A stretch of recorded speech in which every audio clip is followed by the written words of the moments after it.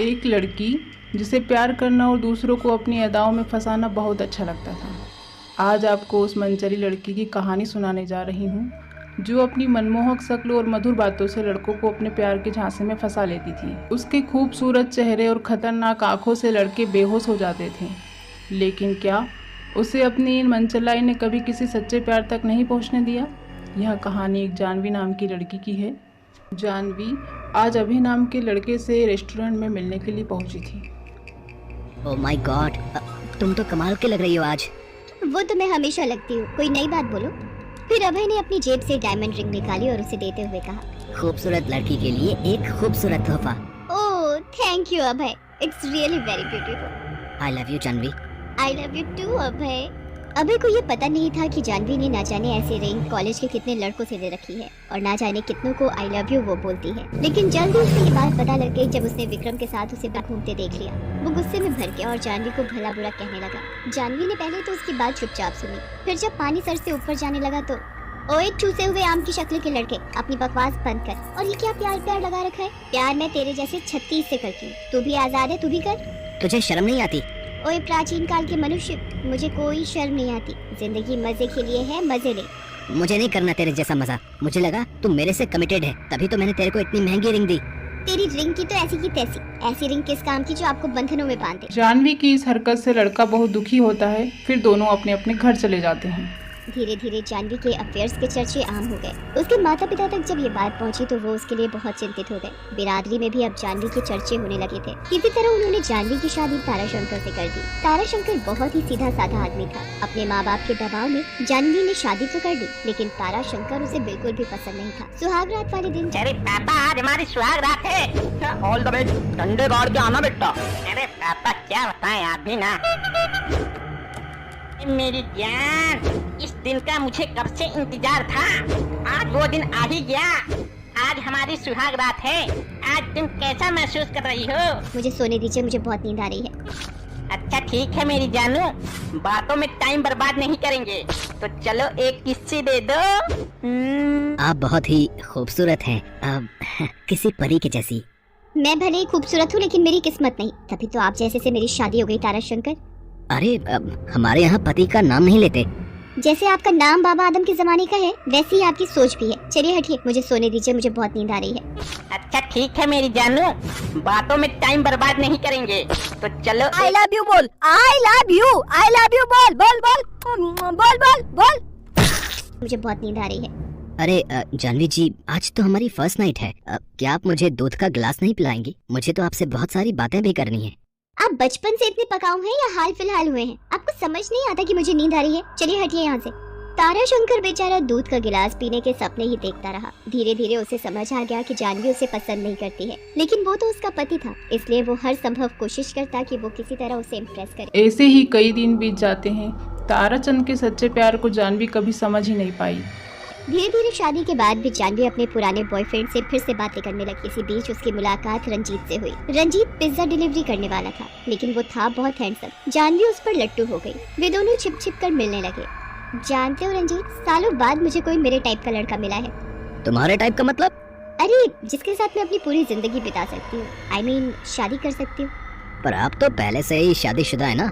अरे काहे की शादी? वो तो माँ बाप ने उस मंदबुद्धि को मेरे गले से बांध दिया, नहीं तो क्या उस जैसा मंदबुद्धि मेरा पति होता। मंदबुद्धि? पर आपके पति तो बहुत बड़े अफसर हैं, बहुत बड़ा घर है उनका, लाखों रुपए की सैलरी होगी। अरे उन रुपयों का मैं क्या अचार डालूंगी, जब इंसान ही मेरे मतलब का नहीं। आपकी बात तो बिल्कुल सही है मैडम। रंजीत के मुंह से अपने लिए मैडम सुनकर जानवी फिर से चढ़ गई। अरे तुम्हें कितनी बार कहा है मुझे मैडम नहीं बोलने के लिए? जानवी नाम है मेरा, तुम मुझे जानवी बुलाओ। अब ठीक है, ओके सॉरी जानवी। कितना अच्छा लगता है तुम्हारे मुंह से अपना नाम सुनना। एक बार और बोलो ना प्लीज। ये कहकर जानवी ने रंजीत के हाथों को अपने हाथ में लेकर दबा दिया। रंजीत भी उसका स्पर्श पाकर खुश हो गया। तब जानवी ने उससे कहा कि रंजीत, क्या तुम मुझसे शादी करोगे? अरे क्यों नहीं, आपके जैसी खूबसूरत औरत का हस्बैंड बनना किसे पसंद नहीं होगा। लेकिन आप तो जानती हैं कि मैं मामूली तनख्वाह पर काम करता हूँ, बिना ज्यादा पैसों के अपनी गाड़ी कैसे चलेगी। वो सब तुम मुझ पर छोड़ दो, मैं सब अरेंज कर लूंगी। उसके बाद एक दिन जानवी ने ताराशंकर को रात में बहुत प्यार से बुलाते हुए कहा, तारा जी मुझे आपसे कुछ कहना है। जानवी से शादी के बाद पहली बार ताराशंकर ने अपने लिए उसके मुंह से कुछ प्यार भरा सुना तो उसकी आंखों में चमक आ गई। जी इसमें पूछने की क्या बात है, आप तो बस ऑर्डर दीजिए, ये बंदा आपकी सेवा में हाजिर हो जाएगा। फिर जानवी ने उसे अपनी प्यार भरी बातों में फंसाकर उसका घर, उसके बैंक में जमा सारे पैसे अपने नाम करा लिए। ताराशंकर ने खुशी खुशी कर भी दिए और उसे कोई शक भी नहीं हुआ, क्योंकि आखिरकार उसकी सारी चीजों की मालकिन तो वही थी। हालांकि पेपर वर्क में थोड़ा समय लगा। इस बीच जानवी रंजीत से मिलती रही और दोनों ने मर्यादा की सारी दीवारें भी लांघ ली थी। जिस दिन सभी कुछ लीगली जानवी का हो गया तो उसने रंजीत को ये बातें रात को फोन पर बताई। ये सब सुनकर रंजीत की आंखों में भी शैतानी चमक आ गई।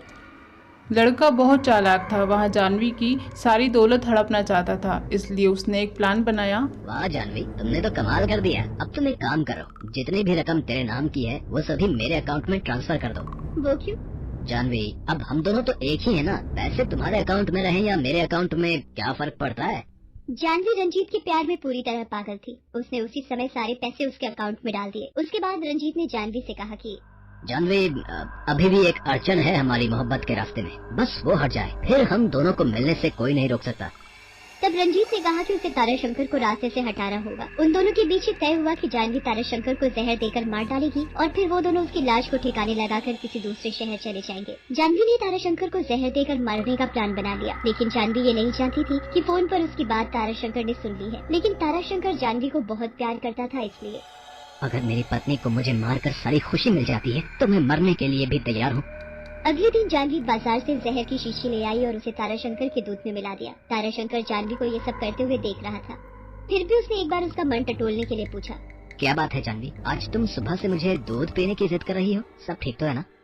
ठीक, हाँ, सब ठीक है। क्यों, तुम्हें कोई गड़बड़ लग रही है क्या? उसके बाद ताराशंकर ने वो दूध जानवी के हाथों से लेकर पी लिया। थोड़ी देर बाद उसे खून की उल्टी होने लगी, फिर वो शांत पड़ गया। उसके बाद जानवी ने रंजीत को फोन किया। हेलो रंजीत, काम हो गया, तुम कहाँ हो, जल्दी से यहाँ आ जाओ। कहाँ आना है जानवी मैडम? ये मजाक का समय नहीं है, ताराशंकर की लाश यहाँ पड़ी है, इसे कौन ठिकाने लगाएगा? तुम लगाओगी और कौन? मैं तो चला यहाँ से दूर, बहुत दूर। रंजीत की बात सुनकर जानवी उस पर चिल्लाते हुए बोली, कहाँ जा रहे हो तुम मेरे बिना? एक नई दुनिया में, जहाँ तुम जैसी प्यार में धोखा देने वाली औरत की परछाई तक मुझसे न छू सके। ये क्या बकवास कर रहे हो, मैं तुमसे प्यार करती हूँ। प्यार? ये प्यार नहीं है मैडम, ये प्यार नहीं है। जो औरत मेरे साथ शादी करने के लिए अपने पति को मार सकती है, वो कल को मुझे भी तो मार सकती है ना, इसलिए मैं तो चला, बाय बाय। महसूस कर रही थी। उसकी नजर ताराशंकर के मृत शरीर की ओर गई। वो पहली बार उसके लिए बुरा महसूस कर रही थी और सोच रही थी कि अपनी खुशी के लिए उसने ताराशंकर जैसे सीधे आदमी को मार दिया। इस बीच ताराशंकर के शरीर में हलचल हुई। वो बेचारा फिर से जमीन पर तड़पने लगा। जानवी ने उसे देखा तो उसके पास गई। मैं आपको अस्पताल ले चलती हूँ।